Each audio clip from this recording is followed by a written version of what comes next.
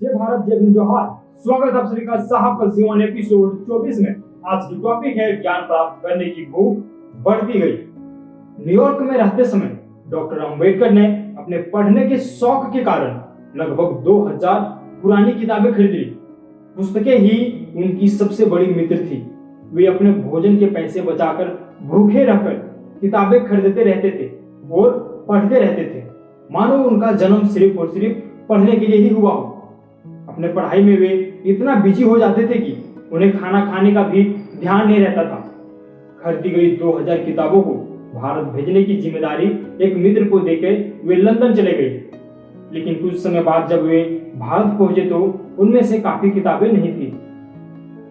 उनका यही पुस्तक प्रेम आगे चलकर अपने बम्बई स्थित निवास राजगृह में विशाल लाइब्रेरी स्थापित करने में सफल रहा। किताबों का ऐसा विशाल और महत्वपूर्ण निजी पुस्तकालय भारत भर में किसी के पास नहीं था। न्यूयॉर्क में अपनी शानदार सफलता के बाद डॉक्टर अंबेडकर का मन लंदन की ओर आकर्षित होने लगा, जो उस समय दुनिया में अध्ययन का प्रमुख केंद्र था। जून 1916 में अपना अध्ययन पूरा करके अमेरिका से भारत वापस आ गए। ज्ञान साधना से डॉक्टर अंबेडकर की ज्ञान की भूख दिनों दिन बढ़ती जा रही थी। वे लंदन यूनिवर्सिटी से इकोनॉमिक्स की सबसे बड़ी डिग्री हासिल करना चाहते थे और बैरिस्टर भी बनना चाहते थे। लेकिन इधर बड़ौदा महाराजा की स्कॉलरशिप का समय पूरा हो चुका था। डॉक्टर अंबेडकर ने प्रोफेसर सेलीगमन की सिफारिश के साथ एक प्रार्थना पत्र सयाजीराव गायकवाड़ को लिखा कि 2 वर्ष के लिए स्कॉलरशिप का समय बढ़ा दिया जाए। लेकिन महाराजा ने 1 ही वर्ष के लिए यह अवधि बढ़ाया। लेकिन खुशखबरी सुनने से पहले ही डॉक्टर अंबेडकर न्यूयॉर्क से जून 1916 में लंदन के लिए रवाना हो चुके थे। जैसे मैंने पहले भी बताया, लंदन पहुंचते ही ब्रिटिश पुलिस ने उनके सामान की बारीकी से तलाशी लेने लगी। उन्हें शंका थी कि कहीं डॉक्टर अंबेडकर अमेरिका में लाला हरदयाल की भारत की आजादी के लिए संघर्ष करने वाली गद्दार पार्टी के मेंबर ना हो। पुलिस को उनके सम्मान से ऐसी कोई आपत्तिजनक सामग्री नहीं मिली और फिर डॉक्टर अंबेडकर को वहां से जाने दिया। डॉक्टर अंबेडकर ने लंदन में अक्टूबर 1916 में इकोनॉमिक्स में अध्ययन के लिए London school of economics and political science में ब्रिटिश के कानून में अध्ययन के लिए ग्रेज इन में अपना एडमिशन कराया। उस समय दुनिया के प्रसिद्ध कानून विशेष से यहीं से निकलते थे।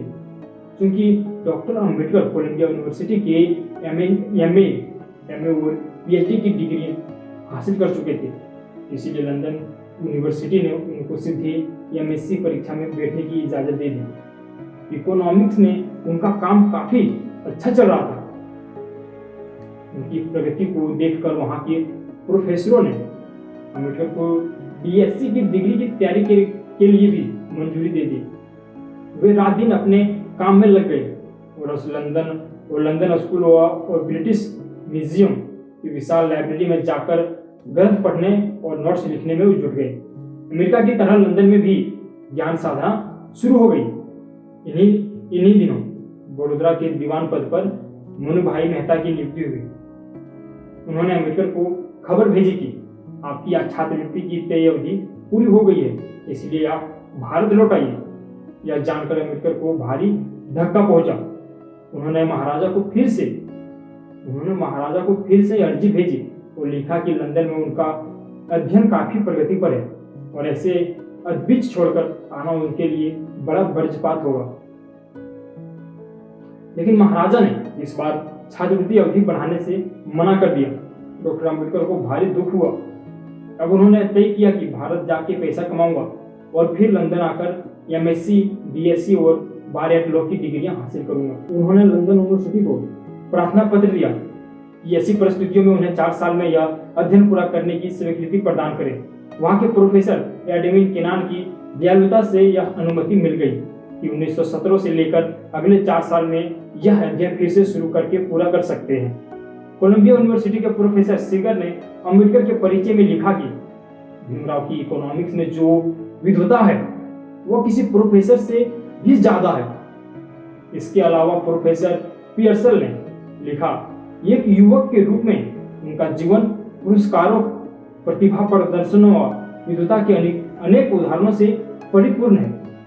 वे किसी भी पुस्तक के पूरे पन्ने को एक बार में अवलोकन से ही अपने मस्तिष्क में कभी ना मिटने वाला फोटो उतार लेते थे, जिसका एक एक शब्द जो उनको रुचिकर होता था उनको पूरी तरह से याद रहता था, और उनकी मानसिक स्थिति इतनी तेज विकसित थी कि कोई भी ऐसे शब्दों की वृद्धि उनके ज्ञान में विशाल भंडार में उलझन पैदा नहीं कर सकती थी।